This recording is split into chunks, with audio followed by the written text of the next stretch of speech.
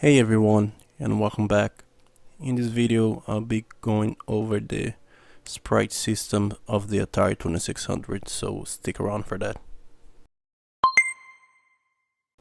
So here I am playing a Pong clone, simply to demonstrate how a sprite system concept came about. And as you see over here, we have two players, one from the left being the computer, and on the right, that's me wiggling over there, that's hitting the ball, since the concept at the time was this arcade style, two players left and right. And of course you had the single player-ish, if you will, like games like Asteroid had a missile that would shoot at something. So that's what the concept was. That's why you have player, missile, and ball. But of course, since we have the 6507 and the TIA in our disposal, developers at the time took advantage of that and make this giant array of different games that actually change the concept of the games from this into something more complex. So let's jump into the code. Okay, so we are here for IDI, and pretty much like before, I have our background color as red. Let me assemble this just to show you guys. Here it is, perfect. This is pretty much from the last video. I'm not going to be using the playfield, but that's pretty much like I had before. And again, I separated the scanlines into individual sections just because it's easier to display how it works. In the upcoming videos, I'm going to change this into a loop. That's how we're going to use it on our actual game and so forth with the Atari 2600. But it's pretty easy to illustrate what I want to work with over here if I separated these scanlines into small sections. And like I already said before, the Atari 2600 doesn't actually have a sprite system. You only have a certain special registers like players, missiles, and the ball over here, and that's what I'm going to be using. All these 5 elements over here. So let's close this out and let me show you guys. And of course we have our VCS handy. That's our registered location. It gives us a good description what it does, the location in memory, and which bytes we can use to manipulate.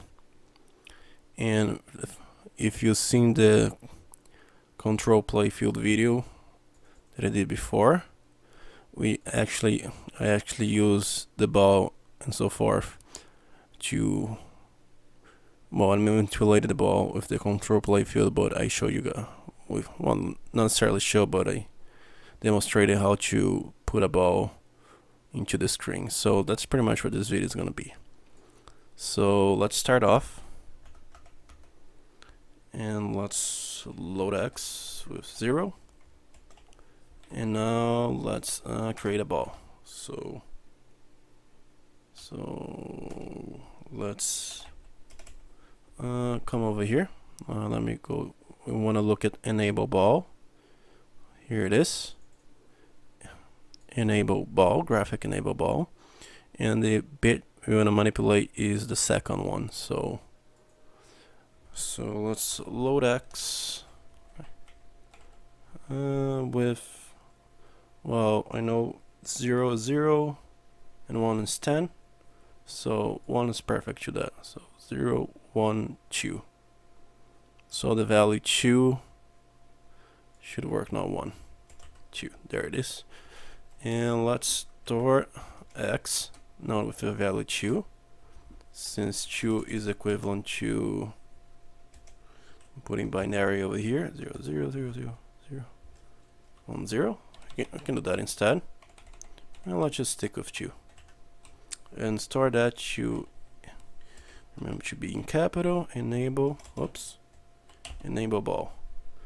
So if I were to run it, it's gonna do a little bit of bleed out. And I don't know if bleed out means it's a long trail over here. So just Let's fix that. Load 0 again.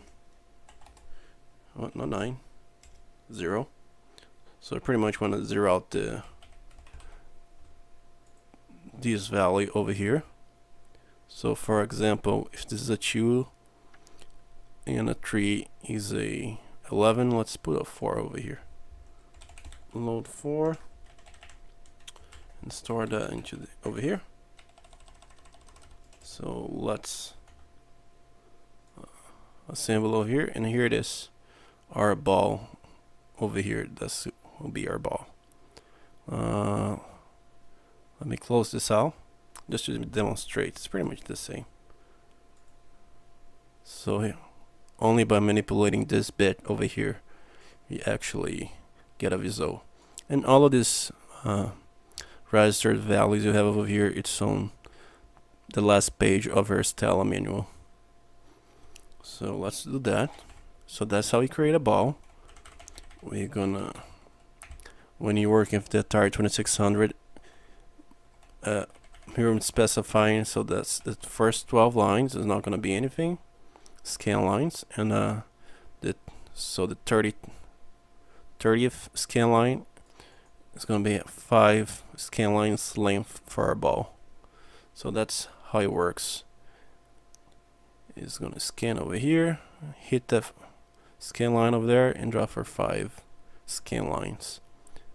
So whenever you are trying to manipulate the vertical position, the up and down, you have to be at a specific scan line location, pretty much like you have over here. So this will be like the 13th location.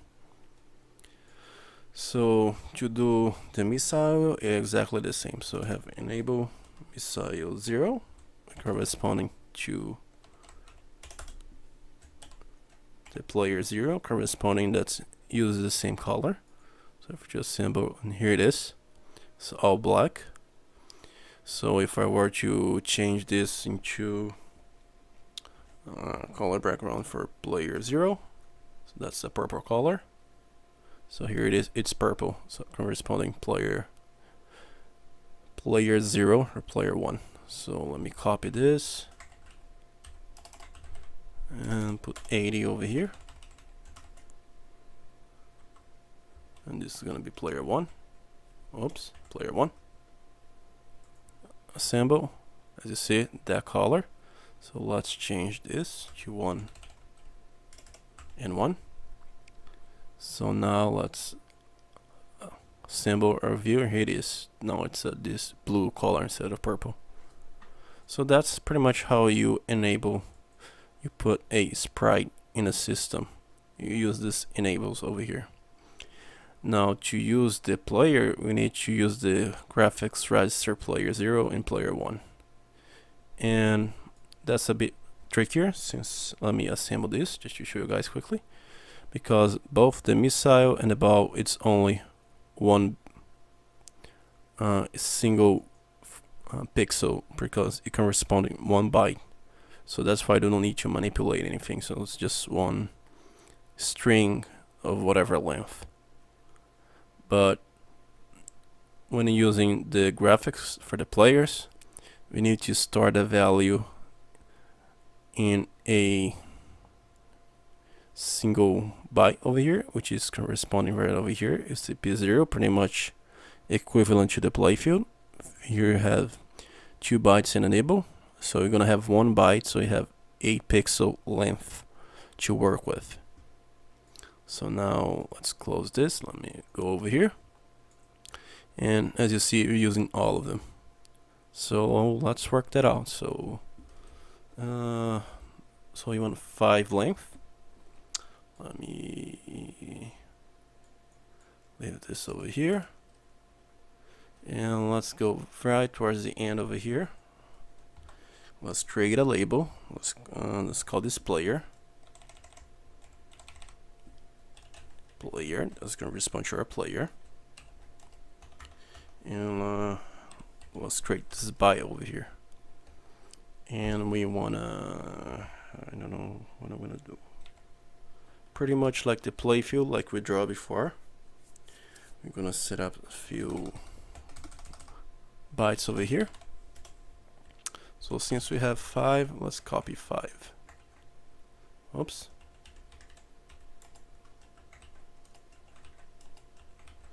Okay, and the last one is always going to be 0, so well, let me show you first. So let's well, just explain. It's pretty much like before.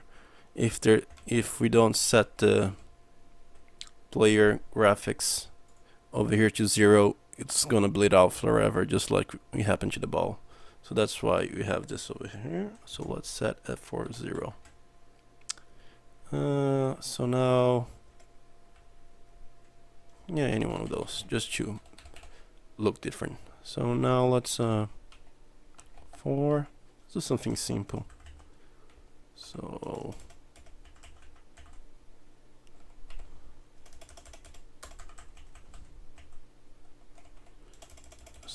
here it is, our pyramid player-ish, kind of like a triangle, something like the representing a from asteroid ship, something like that. So now let's draw this out over here. Let's load A with player, and then comma X. That's your X indexing we're doing over here. Since X is already 0, so I'm gonna load that, start at 0. Let's store what's in A into the player grp 0, the graphics for the player 0, and then make sure to load 0 to your weight sync over here, and let's increment X. So now we don't need this over here because yep, don't need this in here. So now let's assemble, and this always happens because I always don't know how the right format for this. It's comma and next. Let's try it like this. And here it is, my pyramid happening over here. So this is our player. So that's your player 1. So our first player, let's put player 2, different color.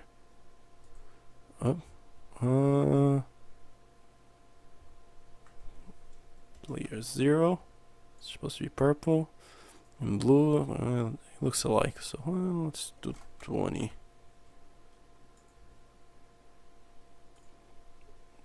Let's just do 20 just to show you guys. Oh, there it is. Something that sticks out and show you the difference. So that's pretty much it. How to work with the sprite system, at least how to put them on the screen. And if you guys want to see this happening in real time, so run to the current line. Let's zoom in a little bit more.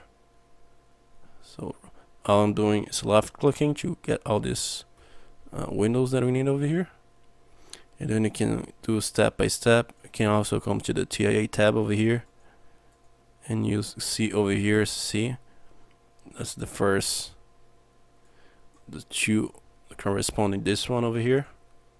So even if you scroll down somewhere over here, here it is, our Stella emulator is actually showing you guys how the display is working over here. So if I would take step by step, so forth, you're gonna see this P0, that's player 0, that's demonstrating how that's working. And here it is in its whole entirety. So that's pretty much it for this video. And in the next video, I'll be going over the positioning of the sprite system. And with all that said, thanks for watching.